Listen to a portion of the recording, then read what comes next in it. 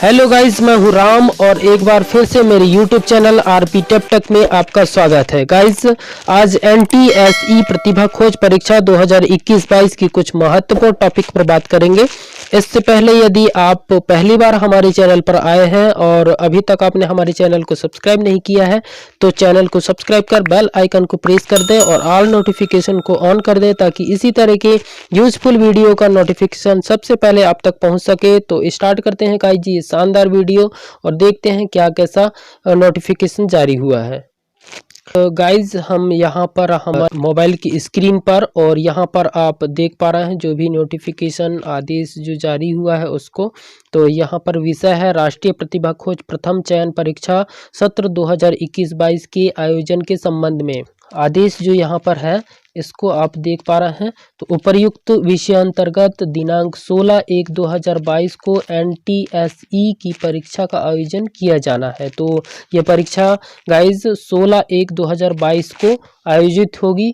तो यही महत्वपूर्ण जानकारी है आपके लिए और आगे हम चलते हैं और देखते हैं इसमें क्या विशेष है हमारे लिए। तो गाइज, हम यहाँ पर आ गए हैं और यहाँ पर आप देख पा रहे हैं इसकी जो विशेष जानकारी है वो राष्ट्रीय प्रतिभा खोज प्रथम चयन परीक्षा 2021-22 राष्ट्रीय प्रतिभा खोज योजना वर्ष 1963 से प्रारंभ हुए हैं। तो ये योजना 1963 से चल रहा है। तो बहुत अच्छी योजना है ये। इसका उद्देश्य प्रतिभावान छात्रों को चिन्हित करना एवं उन्हें छात्रवृत्ति प्रदान करना है। एनसीईआरटी नई दिल्ली द्वारा राष्ट्रीय प्रतिभा खोज परीक्षा कक्षा 10वीं के छात्रों के लिए आयोजित की जाती है। तो ये जो परीक्षा है कक्षा 10वीं के नियमित छात्रों के लिए है। तो इसमें आगे लिखा है गाइज, मध्य प्रदेश राज्य राष्ट्रीय प्रतिभा खोज प्रथम चयन परीक्षा वर्ष 21-22 दिनांक 16 जनवरी दिन रविवार 2022 को जिला स्तरीय केंद्रों पर आयोजित की जाएगी। तो इसके जो केंद्र होंगे परीक्षा के वो जिला स्तर पर होंगे। तो जिला स्तर पर इसके केंद्र बनाए जाएंगे और परीक्षा का आयोजन जिला स्तर पर किया जाएगा। और द्वितीय स्तर की परीक्षा दिनांक 12 जून दिन रविवार 2022 को की जाएगी। तो इसके लिए आप अच्छे से तैयारी करें। इसके लिए राज्य से प्रत्याशियों की निर्धारित संख्या 530 है। राज्य में 530 अभ्यर्थियों को ही चयन किया जाएगा। अंतिम चयन हेतु राज्य का कोई कोटा निर्धारित नहीं है। इसके लिए नियमित छात्र पात्र होंगे। ये हमने तो अब फॉर्म भर चुके। छात्रवृत्ति का जो स्कीम है वो एनसीईआरटी के द्वारा चलाई जाती है, नई दिल्ली के द्वारा। द्वितीय एवं की स्तर की राष्ट्रीय प्रतिभा खोज परीक्षा के आधार पर पूरे देश से 2000 छात्रवृत्तियां प्रदान की जाती है। छात्रवृत्ति की राशि निम्नानुसार है। कक्षा 11वीं 12वीं के लिए 1250 रुपये प्रति माह और स्नातक एवं स्नातकोत्तर स्तर कक्षाओं के लिए 2000 रुपये प्रति माह छात्रवृत्ति प्रदान की जाती है। और पीएचडी के लिए यूजीसी नॉर्म्स के अनुसार जो भी होता है वो दिया जाता है। तो ये महत्वपूर्ण जानकारी है और इसको आप ज़रूर देखें। और परीक्षा एवं आवेदन हेतु महत्वपूर्ण तिथियां और इसका जो निर्देश है उसको भी हम यहाँ पर देख लेते हैं। तो फॉर्म तो हमने भर लिया है और आपने भर लिया होगा गाइज। और परीक्षा दिनांक को आप ज़रूर याद रखें 16/1/2022। तो इसके लिए आप तैयारी में लग जाएं। और परीक्षा का विवरण यहाँ पर देख पा रहे हैं। मानसिक योग्यता परीक्षण मैट होगा और इसकी जो अवधि होगी समयावधि कितने समय मिलेंगे तो 120 मिनट मिलेंगे, मतलब 2 घंटे का पेपर होगा। और प्रश्नों की संख्या 100 होंगे। अधिकतम 100 प्रश्न इसमें होंगे और अधिकतम अंक 100 अंकों में आपको 40 अंक लाना अनिवार्य रहेगा। अगर आप सामान्य या पिछड़ा वर्ग एवं ईडब्ल्यूएस के छात्र हैं तो आपको 40% लाना होगा। और अगर आप अनुसूचित जाति या अनुसूचित जनजाति निःशक्त वर्ग के हैं तो 32%, मतलब 100 नंबर में आपको 32 नंबर लाना होगा। और अगर आप सामान्य वर्ग या पिछड़ा वर्ग के हैं तो 40% लाना होगा। तो गाइज आगे देखते हैं हम। दूसरा पेपर जो होगा शैक्षणिक योग्यता परीक्षण होगा, उसको SAT सेट बोलते हैं। तो इसके लिए भी 2 घंटे मतलब 120 मिनट मिलेंगे और 100 प्रश्न होंगे उसमें भी, और अधिकतम 100 नंबर इसमें मिलेंगे। इसमें भी आपको 40 अंक लाना अनिवार्य होगा। तो ये आप देख सकते हैं यहाँ पर। और इसमें अगर आप अनुसूचित जाति या अनुसूचित जनजाति के छात्र हैं या फिर निःशक्तजन हैं तो 32 अंक लाना अनिवार्य होगा। तो यही महत्वपूर्ण जानकारी है। और आगे चलते हैं हम। इसमें किस तरह का सिलेबस होगा, किस तरह के क्वेश्चन आएंगे, किस फील्ड से आएंगे, उसकी भी जानकारी ले लेते हैं। तो यहाँ पर नोट परीक्षा का समय मैट के लिए प्रातः 10 बजे से 12:30 तक एवं सेट के लिए 1:30 से 3:30 तक रहेगा। तो ये समय अवधि भी आप विशेष ध्यान कर रखें, क्योंकि अगर आप फर्स्ट शिफ्ट की पेपर देंगे उसके बाद लंच होगा, लंच के बाद दूसरा पेपर होगा, तो वो समय अवधि आपको ध्यान में रहना चाहिए कि कितने समय से कितने समय तक परीक्षा का आयोजन होगा।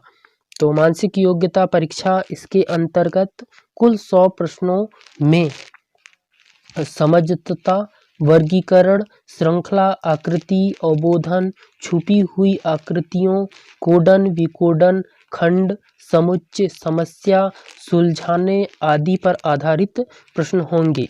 तो ये यहाँ पर आप 5.1 में यहाँ देख सकते हैं, इस तरह से प्रश्न आएंगे। और 5.2 में आप यहाँ पर अवलोकन कर सकते हैं शैक्षणिक योग्यता परीक्षण से संबंधित जो प्रश्न होंगे, इसमें आपको किन विषयों से कैसे प्रश्न आएंगे। तो इसके अंतर्गत कुल 100 प्रश्न होंगे और जिसमें 40 प्रश्न विज्ञान के होंगे। तो विज्ञान की तैयारी भी आपको बहुत अच्छे से करनी है। और विज्ञान के अंदर आपको भौतिक शास्त्र से 13 प्रश्न आएंगे, रसायन शास्त्र से 13 और जीव विज्ञान से 14 प्रश्न आएंगे। तो इस तरह से 40 प्रश्न होंगे और 40 प्रश्न सामाजिक विज्ञान से भी आएंगे। तो सामाजिक विज्ञान में आप देख लीजिए, इतिहास से 15 प्रश्न, भूगोल से 15 प्रश्न, राजनीति शास्त्र से 5 प्रश्न और अर्थशास्त्र से 5 प्रश्न आएंगे तथा गणित विषय से 20 प्रश्न होंगे और 20 प्रश्न में 20 अंक आएंगे। तो इस तरह से आप यहाँ पर देख पा रहे हैं, आपको ये महत्वपूर्ण है आपके लिए। तो इस तरह से तैयारी करें आप सभी विषय का और आप इसमें क्वालिफाई करें। तो ये बहुत अच्छा एग्ज़ाम है, आपको इसमें विशेष मेहनत करने की ज़रूरत है। इस परीक्षा का माध्यम हिंदी और अंग्रेजी 2 माध्यम होंगे। इसमें 2 माध्यम से परीक्षा आयोजित होगी और परीक्षा शुल्क देय नहीं है। ये तो हमने परीक्षा फॉर्म भरते समय अब इस जो भी प्रक्रिया है पूर्ण हो चुका है। और महत्वपूर्ण निर्देश यहाँ पर हम पढ़ लेते हैं, क्या निर्देश जारी हुआ है इसके लिए। 10.1 में परीक्षा प्रारंभ होने के 30 मिनट पूर्व परीक्षा केंद्र पहुँचना अनिवार्य है। तो सभी छात्र ध्यान दें कि आपको परीक्षा का जो समय है उससे आधा घंटा पूर्व में पहुँचें, मतलब 30 मिनट पहले आप परीक्षा केंद्र में पहुँच जाएं। और दूसरे पॉइंट में cellular, mobile phone, calculator, log, tablets, नकल पर्ची, किसी तरह की इलेक्ट्रॉनिक यंत्र आदि का प्रयोग प्रतिबंधित है। तो किसी तरह इस प्रकार की किसी भी यंत्र को आपको परीक्षा कक्ष में लेकर नहीं जाना है। सभी प्रश्न वस्तुनिष्ठ प्रकार के होंगे, मतलब ऑप्शनल रहेंगे। 4 ऑप्शन होंगे, उन ऑप्शनों में से एक का चयन करना होगा। इस परीक्षा हेतु कोई ऋणात्मक अंक नहीं है, मतलब इस परीक्षा में किसी भी प्रकार से माइनस मार्किंग नहीं होगा। मतलब आप अगर गलत भी होता है तो उससे अंक नहीं काटे जाएंगे। और अगला पॉइंट है, उत्तर सीट परीक्षा उपरांत पर्यवेक्षक के पास अनिवार्य रूप से जमा करनी होगी। पर अगला पॉइंट है परीक्षा संबंधी विस्तृत विवरण परीक्षा संबंधी नियम पुस्तिका में उपलब्ध है, जिसे एमपी ऑनलाइन की वेबसाइट www.mponline.gov.in से प्राप्त किया जा सकता है। तो ऑफिशियल साइट का जो लिंक है मैं डिस्क्रिप्शन पर डाल दूंगा, वहां से आप जानकारी ले सकते हैं। पुनर्मूल्यांकन का इसमें ऑप्शन नहीं रहेगा, मतलब आप पुनर्मूल्यांकन नहीं करवा सकते, इसमें इस तरह का कोई मापदंड नहीं है या इसमें कोई प्रावधान नहीं है। यात्रा भत्ता परीक्षार्थी को परीक्षा केंद्र तक आने जाने के लिए किसी भी प्रकार का यात्रा भत्ता आदि का भुगतान नहीं किया जाएगा। तो ध्यान रखें कि गाइस यहाँ पर किसी भी प्रकार की कठिनाई होने पर निराकरण हेतु दूरभाष नंबर 0755255952 MP ऑनलाइन का जो नंबर है, संपर्क नंबर, वो यहाँ पर दिया गया है 0755672020 पर संपर्क कर सकते हैं। तो ये महत्वपूर्ण जानकारी था छात्रों के लिए। आप सभी को बहुत बहुत धन्यवाद वीडियो देखने के लिए, और मेरी तरफ से आप सभी छात्रों को शुभकामनाएं। आप सफल हों परीक्षा में और आप ये छात्रवृत्ति के पात्र हो सकें, और इसके लिए आप मेहनत करिए। जय हिंद, जय भारत।